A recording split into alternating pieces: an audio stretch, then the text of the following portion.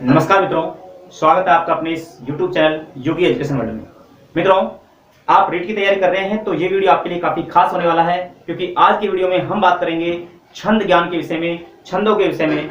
मित्रों, एक क्वेश्चन इस बार रीट में छंद से संबंधित अवश्य आएगा, और जब एक क्वेश्चन आएगा तो उसके लिए हमें छंद शास्त्र को बहुत डीपली पढ़ने की आवश्यकता नहीं है। हमें इसको इस तरह से पढ़ना है कि हम एक क्वेश्चन को बिल्कुल सही करे आए। जी हाँ मित्रों, आज मैं आपको वही ट्रिक्स बताने वाला हूं कि किस तरह से आप बहुत कम समय में आसानी से छंदों को कर सकते हैं। बस वीडियो में बिना स्किप किए लास्ट तक बने रहिएगा।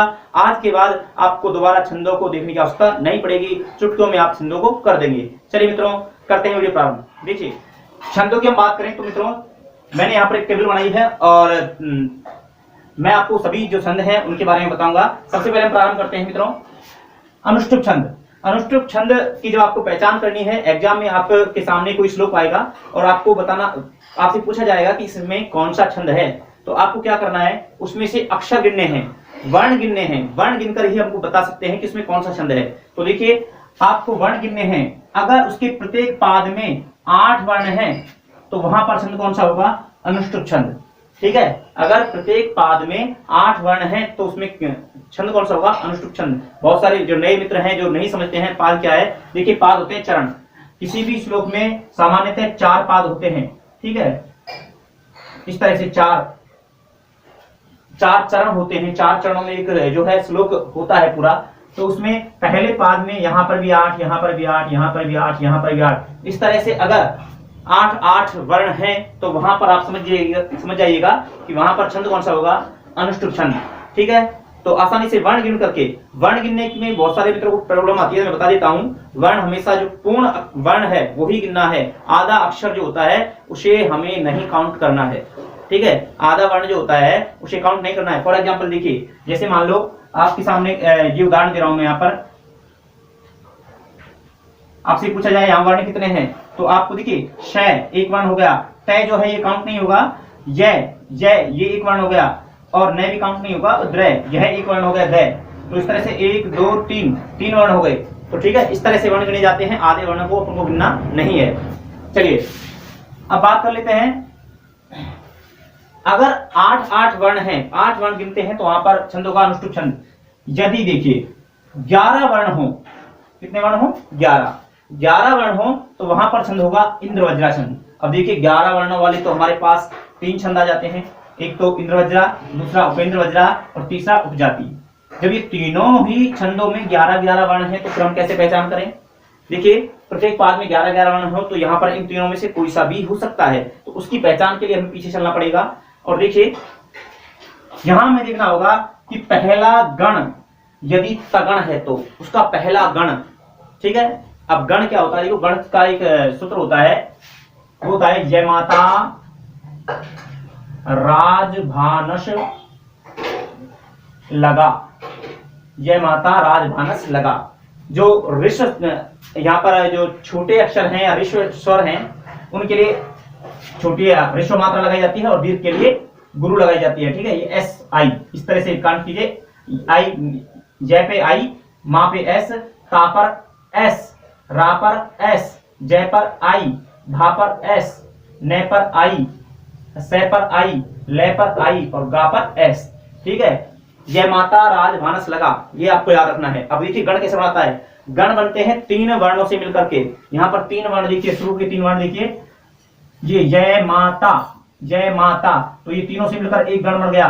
तो गण का नाम क्या रखेंगे, ये जैसे स्टार्ट हो रहा है इसके लिए गण का नाम हो गया जगन। ठीक है, जगन में क्या आएंगे, जय माता, ये आएंगे। अब जय माता में आते हैं जगन। ठीक है, और जगन में कौन कौन सी मात्रा आएंगी, ISS। ठीक है, जगन के अंतर्गत क्या आती है, ISS। इस तरह से आप किसी भी गण को, तो आपसे पूछा जाए बताइए भगन के लिए क्या मात्राएं होंगी, तो भय से स्टार्ट कीजिए 3 वर्णों तक, भा ने से, तो भा दीर्घ है तो SII, भगन के लिए क्या हो जाएगी, SII। जैसे आपसे पूछा जाए कि रगड़ की क्या मात्राएं होंगी, तो रा जय भा, तो SIS। ठीक है, तो इस तरह से आप मात्राएं बता सकते हैं। चलिए, तो सबसे पहला बात करते हैं इंद्रवज्रा। इनकी देखो तीनों में 11 वर्ण होते हैं, लेकिन पहचान क्या करनी है, यदि तगण हो पहला गण तगण हो तो वहां होगा इंद्रवज्रा छंद।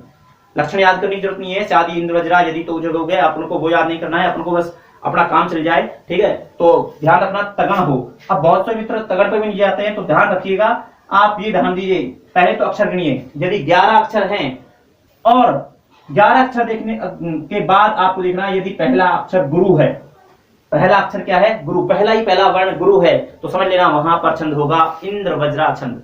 पहला वर्ण गुरु है तो वहां कौन सा छंद होगा, इंद्र वज्रा छंद।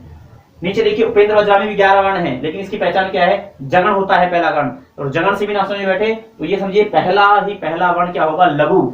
जगण में पहला ही पहला वर्ण क्या होता है, लघु, ठीक है। तो पहला वर्ण यदि लघु है तो वहां पर 11 वर्ण है और पहला वर्ण लघु है, तो छंद होगा उपेंद्र वज्रा।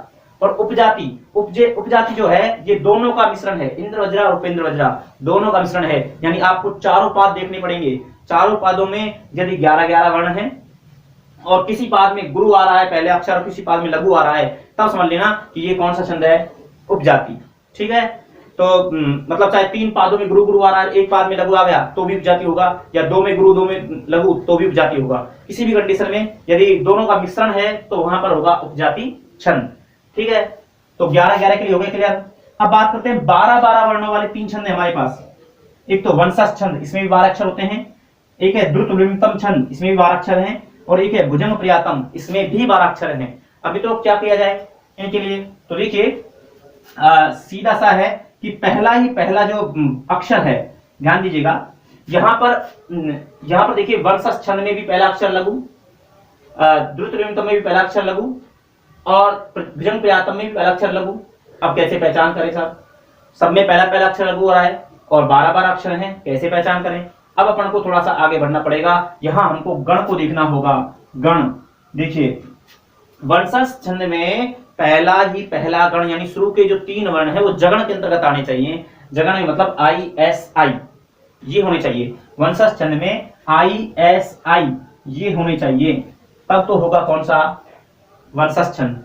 द्रुतलिंगम में तीनों ही II होने चाहिए, तीनों लघु होने चाहिए, तीनों वर्ण शुरू के तीनों अक्षर जो हैं वो लघु होने चाहिए, ठीक है, यानी नगण होना चाहिए, तो वहां हो जाएगा द्रुतलिंगम। और बात करें भुजंग प्रियातम, तो भुजंग प्रियातम में पहला I और उसके बाद SS अर्थात जगण हो, जय माता, ठीक है, तो पहला I उसके बाद SS, अगर ये स्थिति है तो समझ लीजिएगा वहां होगा भुजंग प्रियातम। तो आपको यहाँ पर ये ध्यान रखना है भैया, 12 तो वर्ण हैं, लेकिन थोड़ा सा यहाँ पर ध्यान रखने वाली बात यह है कि यहाँ पर अगर ISI है शुरू के 3 वर्णों में तो हो जाएगा आपका वंशस्थ, III है तो हो जाएगा द्रुतलिंगम, और ISS है तो हो जाएगा भुजंग प्रियातम, ठीक है। नेक्स्ट बात करते हैं 14 वर्णों वाला, यदि 14 वर्ण है प्रत्येक पाद में तो वो छंद होगा वसंत तिलिका। एक छंद है 14 वर्णों वाला वसंत तिलिका, ये आपको ध्यान रखना है, ठीक है। वसंत तिलिका 14 वर्ण वाला छंद है वसंत तिलिका, ये आपको ध्यान रखना है, ठीक है।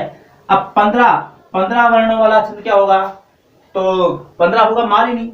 15 वर्ण वाला छंद क्या होगा, मालिनी, ठीक है। तो 15 वर्ण आ जाते हैं तो सीधा आपको यहाँ पर जाने की जरूरत नहीं है, आप यहाँ से वर्ण करके बता दोगे इनको तो कि 14 वर्ण है तो वसंत तिलिका और 15 वर्ण है तो मालिनी। तो इस प्रकार से यहाँ तक का आपके समझ में आ गया होगा, इनको स्क्रीनशॉट ले सकते हैं। फिर मैं आगे बात करता हूँ अगले छंदों के विषय। देखिए मित्रों, नेक्स्ट जो छंद है 15 वर्णों तक की हम बात कर चुके हैं मालिनी में। जो नेक्स्ट छंद है मंदाक्रांता। मंदाक्रांता में प्रत्येक पाद में कितने वर्ण होते हैं, 17 वर्ण होते हैं, प्रत्येक चरण में 17 वर्ण होते हैं। अब 17 वर्णों वाले 2 छंद हैं अपने पास, एक तो मंदाक्रांता और दूसरा शिखरणी। दोनों में अंतर कैसे करेंगे, यदि पहला चरण मगन है तो वहां पर होगा मंदाक्रांता, तो मैं से मगन, ध्यान रखना, मंदाक्रांता पहला जो चरण होगा वो मगन होगा, मंदाक्रांता का मैं होता है तो मगन होगा पहला चरण। और मगन में क्या होते हैं, SSS यानी तीनों ही गुरु होंगे, पहले जो तीनों वर्ण होंगे वो गुरु होंगे। और इसमें जगन होगा पहला वर्ण, जगन, शिखरणी में पहला वर्ण जगन होगा, ठीक है। तो जगन में ISS ये होता है, यानी पहला वर्ण लघु होगा। तो इसी से आप पहचान कर सकते हैं दोनों की। नेक्स्ट बात करते हैं शार्दूल विकृतम। 19 वर्ण वाला एक छंद है अपने पास सिर्फ शार्दूल विकृतम। तो 19 वर्ण अगर हैं तो वो छंद होगा शार्दूल विकृतम, ठीक है। और 21 वर्ण अगर हैं तो वो छंद होगा आपका श्रद्धा। तो ठीक है मित्रों, आसानी से आप वर्णों को गिन के ही बता सकते हैं कि वहां पर कौन सा छंद है। और यही छंद जो है सेकंड ग्रेड तक के यही छंद होते हैं। वैसे छंद और बहुत सारे हैं, लेकिन इन छंदों में से ही पूछा जाएगा। आपको और अदर जो है छंदों को एक्स्ट्रा तैयार करने की आवश्यकता नहीं है। तो आशा करता हूं कि बहुत अच्छे से आपको समझ में आ गया होगा। यदि आपको वीडियो पसंद आया है तो इसको लाइक कीजिए, अधिक से अधिक अपने मित्रों में शेयर कीजिए, और चैनल पर अभी तक नए हो, चैनल सब्सक्राइब नहीं किया है तो जरूर सब्सक्राइब कर लीजिए, और कमेंट कीजिए कि आपको किस विषय पर वीडियो चाहिए, मैं उसी का वीडियो आपके लिए लेकर आऊंगा। चलिए मित्रों, आज की वीडियो में इतना ही, मिलते हैं नेक्स्ट वीडियो में, तब तक के लिए जय हिंद जय भारत।